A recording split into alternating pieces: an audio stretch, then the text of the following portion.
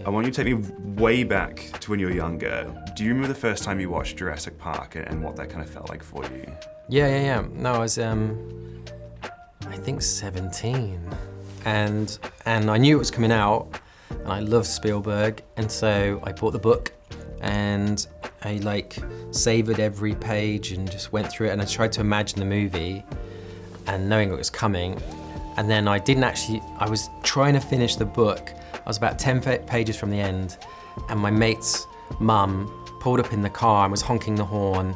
It was time to go to the cinema. And I was like, oh, you know what, actually, I'll watch, I don't know the ending, so that's great. I'll go watch the movie, the ending when I actually watch the film. And we couldn't all fit in the car because so many of us wanted to go. So I was in the back seat up against the glass, like in a station wagon type thing, and we went to Tamworth Cinema, and I remember everything. I remember where I sat. I remember the kid in front knew all the punchlines to the jokes about "Do you think he saw us?"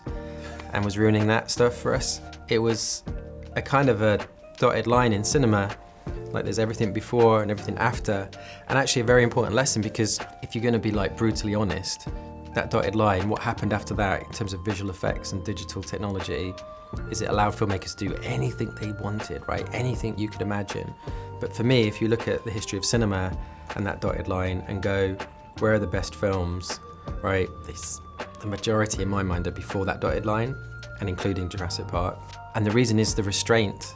It's that great line in the movie, like, just because you could doesn't mean you should, right?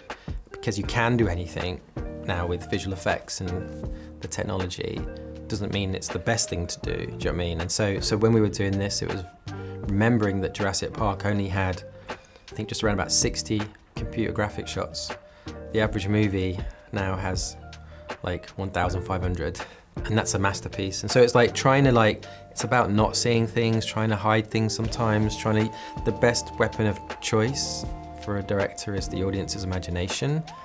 And the more you can stay in their imagination, the more I think tense it is. And so you're always trying to delay the reveal and keep all the mystery and get everyone as tense as possible before you totally play your cards, I remember growing up in England in a village, we didn't have a cinema. So when we went to the cinema, it was a big event, and it involved, driving and parking and a meal. It was a thing. It wasn't just wander down the street. So it was always an event that I really cherished. And I now know that the Spielberg movies that I was taken to were sort of all collectively very, very important for me.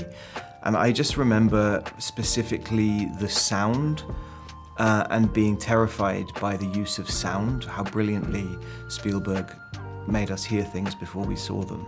The rumbling of the dinosaurs coming, the sound of the breathing. And I just thought, for a cinema, we always think of as a visual medium, which of course it is, but when a film is great, like that Jurassic Park film is the sound design is equally important.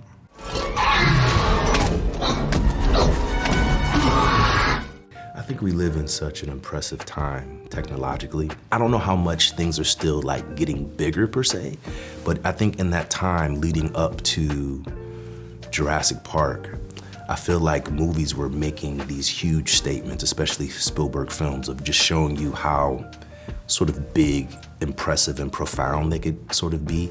And I feel like my experience of Jurassic Park was feeling at the time that I don't think it could get bigger than that, more impressive and more epic. So it was nice to kind of be alive and be conscious in a time of seeing film and the blockbuster really kind of take its place in our culture. And I felt like Jurassic was sort of like a climax of how large film could get.